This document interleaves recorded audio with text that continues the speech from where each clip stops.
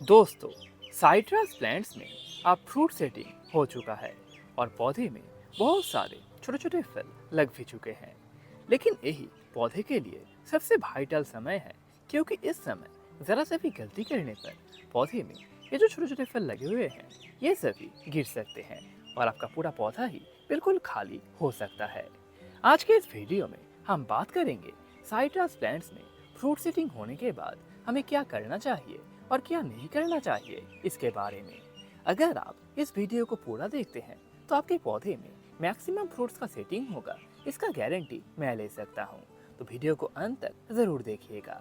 Hello friends, मेरा नाम है शुरुजीत और आप देख रहे हैं आपका अपने यूट्यूब चैनल मिशन गार्डनिंग। तो चलिए वीडियो को शुरू करते हैं।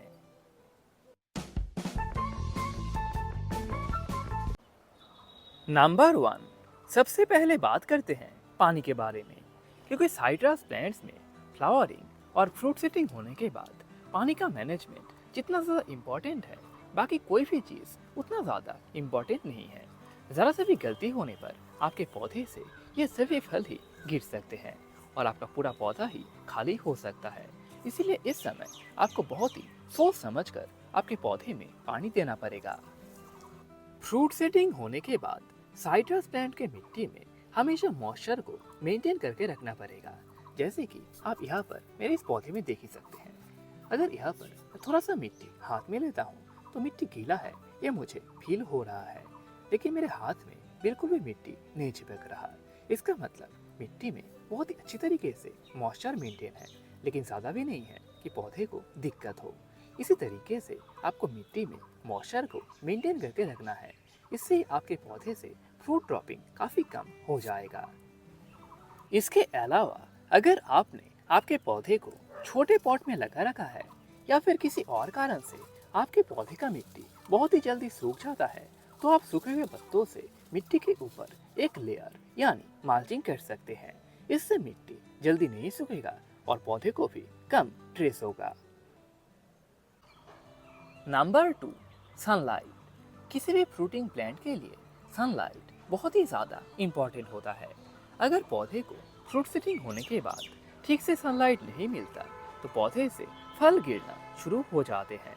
इसीलिए आपको आपके पौधे को इस स्टेज पर ऐसी जगह पर रखना है जहाँ पर दिन भर का डायरेक्ट सनलाइट आपके पौधे को मिले।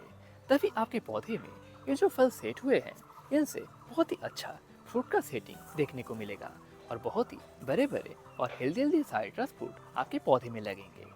लेकिन अगर आपके पौधे को ठीक से सनलाइट नहीं मिलेगा तो ये फल ही धीरे धीरे गिर के आपका पूरा पौधा खाली हो जाएगा और आपको फिर से अगले साल का वेट करना पड़ेगा। सनलाइट के बारे में एक और चीज़ आपको ध्यान में रखना है।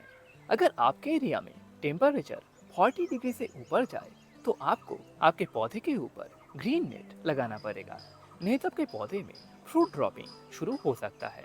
अगर आप ग्रीन नेट नहीं लगाना चाहते तो आप आपके साइट्रस प्लांट को किसी और पौधे के छांव में भी रख सकते हैं, फिर भी पौधों में उतना फ्रूट ड्रॉपिंग नहीं होगा। लेकिन 40 डिग्री के ऊपर जाने पर आपको इन दोनों में से कोई एक स्टेप को तो ज़रूर फॉलो करना ही पड़ेगा, नहीं तो पौधे से फल गिर सकते हैं। नंबर 3, पौधे में फल जब बिल्कुल छोटे छोटे हो, जैसे कि आप यहाँ पर देख ही सकते हैं, तब आप गलती से भी पौधे के रूट्स को डिस्टर्ब मत कीजिएगा। जैसे कि आप यहाँ पर देख ही सकते हैं मेरे पौधे की मिट्टी में कितना ज़्यादा घास घूस उग चुका है, और अगर हम इन घास घूसों को हटाने जाए तो पौधे के रूट्स भी डिस्टर्ब होंगे। इससे पौधे में फ्रूट ड्रॉपिंग शुरू हो जाएगा। इसीलिए आप इस समय गलती से भी पौधे में वीडिंग मत कीजिएगा। इसके अलावा अगर आपके पौधे में फल कुछ इतने बड़े हो गए हैं, सभी फलों की बात मैं यहाँ पर कर रहा हूँ क्योंकि इस पौधे में कुछ फल तो बड़े हो गए हैं लेकिन कुछ फल छोटे छोटे हैं। जब पौधे में सभी फल ही मार्बल साइज या फिर उससे थोड़े और बड़े हो जाए तब हम इन घास फूसों को पौधे की मिट्टी से हटाएंगे और मिट्टी में मिक्स फर्टिलाइजर का इस्तेमाल करेंगे।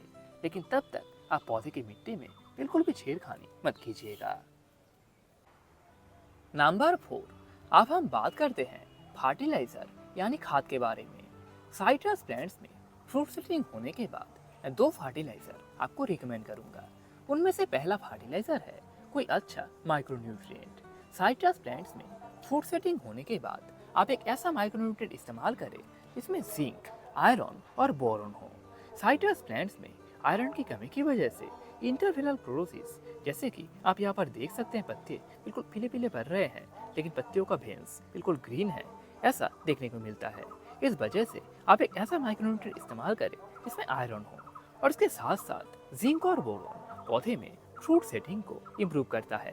इसके अलावा फ्रूट ड्रॉपिंग को भी ये कम करता है। इसीलिए आप एक ऐसा माइक्रोन्यूट्रिएंट इस्तेमाल करें जिसमें आयरन, जिंक और उसके साथ साथ बोरॉन हो। मैं आपको 2 माइक्रोन्यूट्रिएंट रिकमेंड करता हूँ। उनमें से पहला है सीवीड एक्सट्रैक्ट, जो कि ऑर्गेनिक भी है, और दूसरा है मोमिन। इन दोनों में से आप कोई भी इस्तेमाल कर सकते हैं। और जो दूसरा फर्टिलाइजर आपको इस समय आपके पौधे में इस्तेमाल करना है वो है NPK 0050 या फिर NPK 05234। इन दोनों में से कोई भी एक आप इस समय आपके पौधे में स्प्रे कर सकते हैं। इससे भी फ्रूट ड्रॉपिंग कम होगा और आपके पौधे में मैक्सिमम फ्रूट्स बड़े होंगे। नंबर 5, आप बात करते हैं पेस्ट और डिजीज मैनेजमेंट के बारे में। लेमन के पौधे में या फिर किसी भी साइट्रस प्लांट में फ्लावरिंग से जब छोटे छोटे फ्रूट बनने लगे तब से ही आपको रेगुलर इंसेक्टिसाइड और फंगीसाइड आपके पौधे में इस्तेमाल करना पड़ेगा, नहीं तो छोटे छोटे फल फंगस की वजह से या फिर पेस्ट की वजह से गिर सकते हैं। मैं यहाँ पर आपको एक फंगीसाइड और एक इंसेक्टिसाइड रिकमेंड करूँगा। पहला जो फंगीसाइड मैं आपको रिकमेंड करूँगा वो है कार्बेंडाजिम और मैनकोसेप का कॉम्पोजिशन, जो कि आप यहाँ पर देख ही सकते हैं। इसको आप 15 से 20 दिन के गैप में आपके पौधे में रेगुलर इस्तेमाल कीजिए जब तक पौधे में फ्रूट्स मार्वेल जितने ना हो जाए। अब अगर बात करें पेस्टिसाइड के बारे में तो मैं यहाँ पर आपको प्रोफेनोफॉस और साइपरमेथ्रिन का कॉम्पोजिशन रिकमेंड करूँगा।